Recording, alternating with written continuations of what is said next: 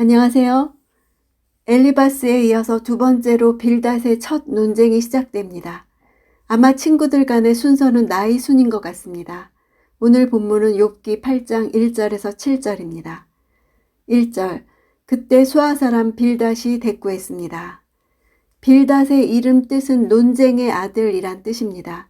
그가 논쟁에 능하거나 논쟁을 즐기는 인물임을 나타냅니다.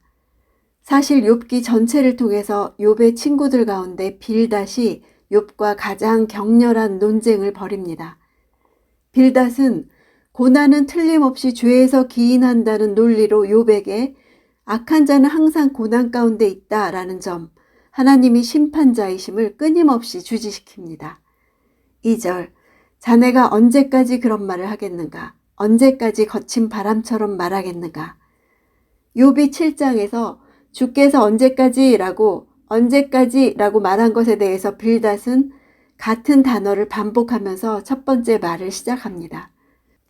거친 바람이란 광야의 낮과 밤의 큰 일교차에 의해 발생하는 회오리 바람을 가리킵니다.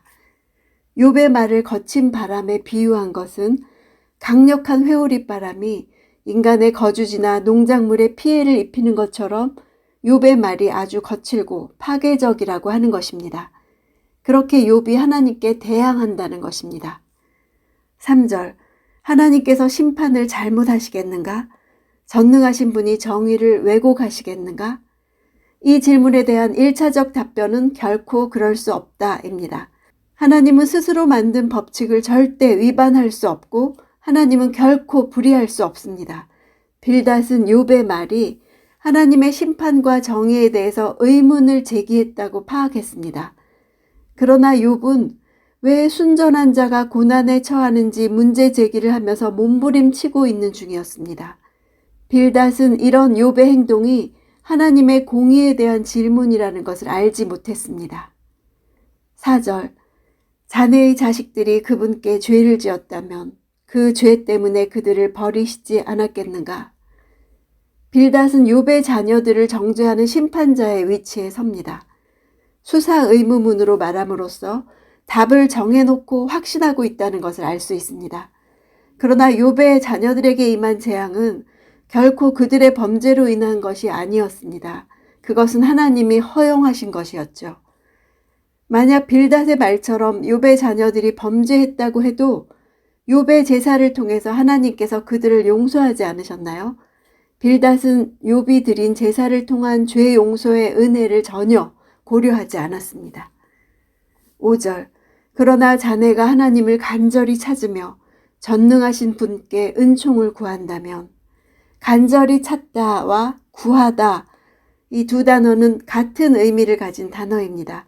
강조를 위해서 반복된 것이지요. 두 단어 다 하나님과의 관계 회복을 의미합니다. 6절, 또 자네가 순결하고 정직하다면 지금이라도 그분께서 자네를 위해 직접 일어나 자네의 의의 자리를 회복시키실 것이네. 빌닷은 또 하나의 조건으로 도덕적인 회복을 요구합니다. 순결하다 하는 단어는 원래 성전의 등잔에 사용되는 그 올리브유가 순결해야 한다는 것을 나타낼 때 쓰였습니다. 빌닷은 하나님의 회복은 거저 주는 은혜라는 것을 알지 못했습니다. 사람이 타당한 행동을 해야만 얻을 수 있는 보상이라고 생각했습니다.